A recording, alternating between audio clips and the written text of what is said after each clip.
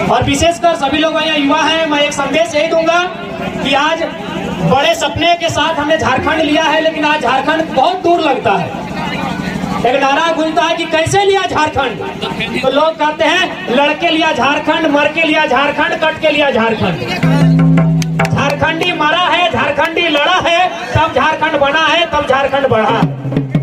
लेकिन आज झारखंड की ऐसी अवस्था है, झारखंड की ऐसी अवस्था है कि कहावत है ना, हमर पानी हमर पसीना और बिजली जलाएगी शेख हसीना। बिजली राज्य हमारे झारखंड में बनती है और बल्ब बांग्लादेश की प्रधानमंत्री जलाती है। सबसे अभागा राज्य है झारखंड। तो आज झारखंड जिस सपने के साथ, चाहे विनोद बाबू की बात करें, बिरसा मुंडा की बात करें या शहीद निर्मल महतो की बात करें, जिस सपने के साथ हमने झारखंड लिया था, वो झारखंड जहां था वहीं पर है। तो आज युवाओं का कर्तव्य बनता है, जिस झारखंड को हमने लिया था, युवाओं का कर्तव्य है उस झारखंड को आगे बढ़ाना। विशेषकर पीरटांड़ को कहते हैं आंदोलन की धरती है, कहते हैं ना कि पीरटांड़ आंदोलन की धरती है। चाहे झारखंड राज्य के लिए लड़ना हो या अन्य किसी कार्य के लिए लड़ना हो, लेकिन जब झारखंड राज्य अलग हुआ तो पीरटांड़ के लोगों को लगा कि हमको इनाम में कुछ मिलेगा, ताकि हम झारखंड बनाने के लिए लड़े हैं, है ना? बिल्कुल हकीकत है। तो पीरटांड़ के लोगों को लगा कि जब झारखंड बनेगा तो इनाम में हमको कुछ मिलेगा, क्योंकि झारखंड के लिए हम लोग लड़े हैं, मरे हैं। लेकिन मिला, इनाम में क्या मिला? उनको एक शब्द मिला, नक्सली का शब्द दे दिया कि जो जंगल जमीन के बीच खड़ा हुआ है उसे सरकार ने अपने रास्ते से हटाने के लिए वर्ड दे दिया।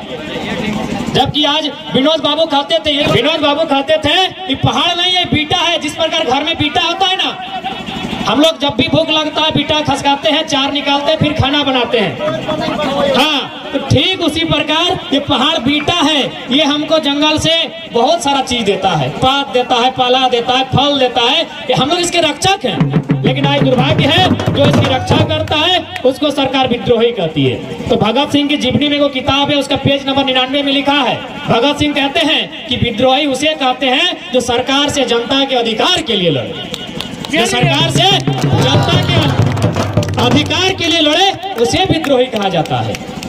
लेकिन आज उसके बाद भगत सिंह कहते थे कि आज अगर अंग्रेजों से हम तो आजादी ले लेंगे, आजादी अंग्रेजों से हम ले लेंगे, पर क्या ये आजादी गांव गरीब किसान तक जाएगी? आज भी देखिएगा, अगर पीरटांड़ का कोई एगो साधारण आदमी, किसान वर्ग का आदमी, एक मजदूर आदमी बड़ा बाबू वीडियो के सामने जाता है तो ऐसे खड़ा होता है, बोली हजूर काहे बुलाए हैं? अरे वो कोयला चोर जाता है ना तो रंगदारी से कुर्सी में बैठाता है। तो आम आदमी आज भी आजाद है क्या?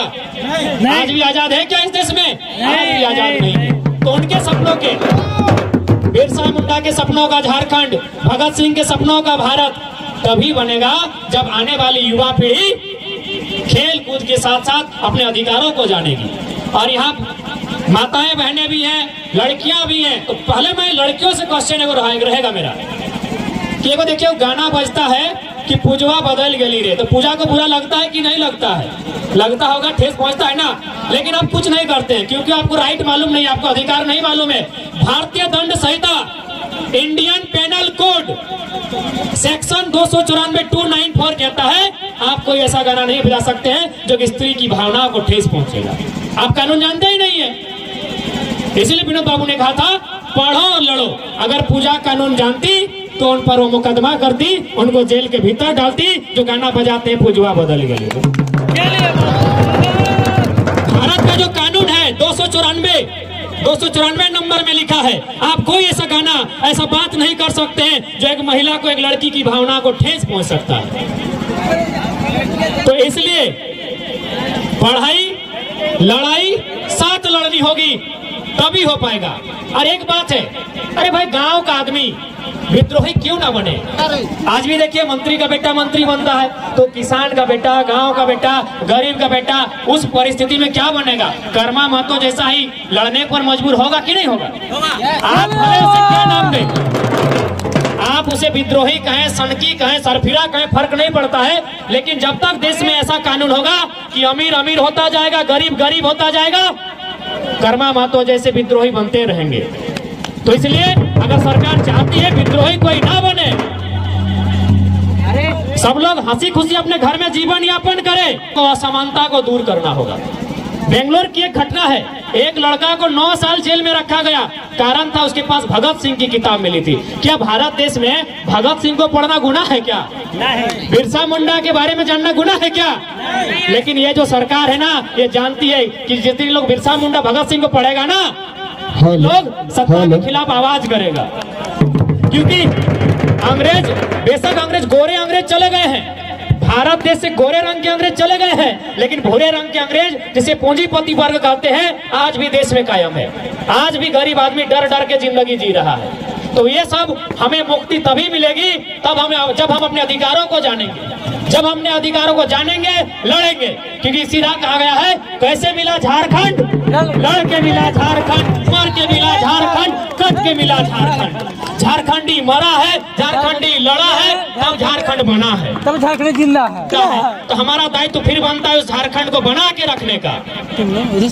माटी और बन कि चंद कौड़ी के लालच में मिट गए मेरे माटी और बन, छोड़ मेरी मातृभूमि का हुआ मेरा विस्थापन।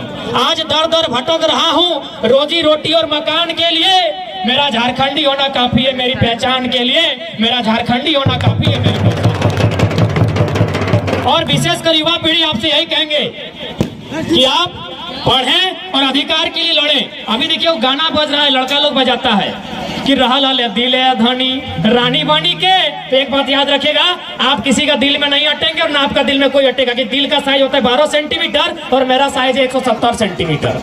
170 सेंटीमीटर वाला आदमी 12 सेंटीमीटर दिल में अटाएगा क्या? नहीं। लेकिन ये सच्चाई है, आप किसी महिला के दिल में रहे या ना रहे, 9 महीना किसी अपनी जो माँ है उसके कोख में रहे हैं, ये सच्चाई है। कोई किसी महिला के दिल में जगह नहीं बनता। ये जो प्रेम, ये जो करते हैं, ये भावना है। सच्चाई इसमें है कि दिल में रखने वाली बात 12 सेंटीमीटर के दिल में हमको कोई 170 सेंटीमीटर हमको नहीं रखेगा। लेकिन मेरी माँ ने मुझे आपको 9 महीना कोख में रखा है, ये सच्चाई है। तो इसलिए हमारा कर्तव्य, पहला कर्तव्य बनता है उस माँ के लिए जिसने मुझे 9 महीने कोख में रखा है, और दूसरा कर्तव्य बनता है मातृभूमि के लिए, मेरी झारखंड के लिए मेरा दूसरा कर्तव्य।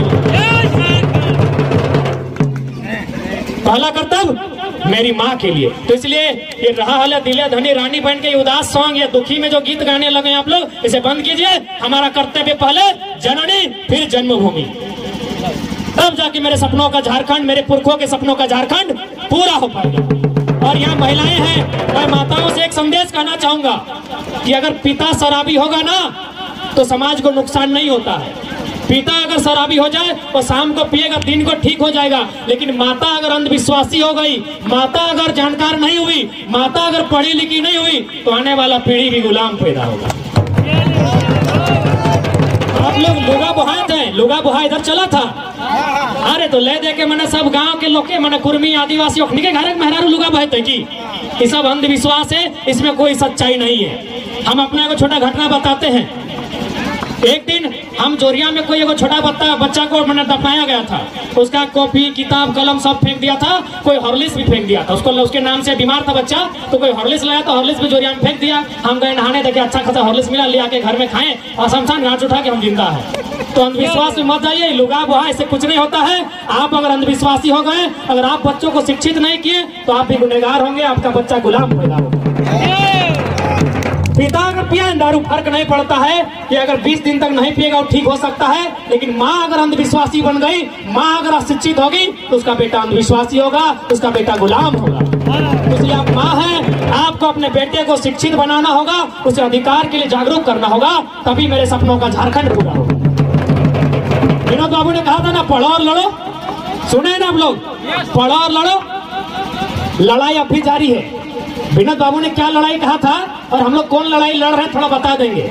उन्होंने कहा था, कोई तुम्हारे जल जमीन जंगल, तुम्हारे माटी बेटी रोटी को छीने तब तुम्हें लड़ना है, कोई तुम्हारे अधिकार को छीने तुम्हें तब लड़ना है। लेकिन हम लोग कब लड़ रहे हैं? एक बित्ता जमीन कम हो गया तो भाई भाई से लड़ रहा है, और दीदी दीदी से गहना के लिए लड़ रही है।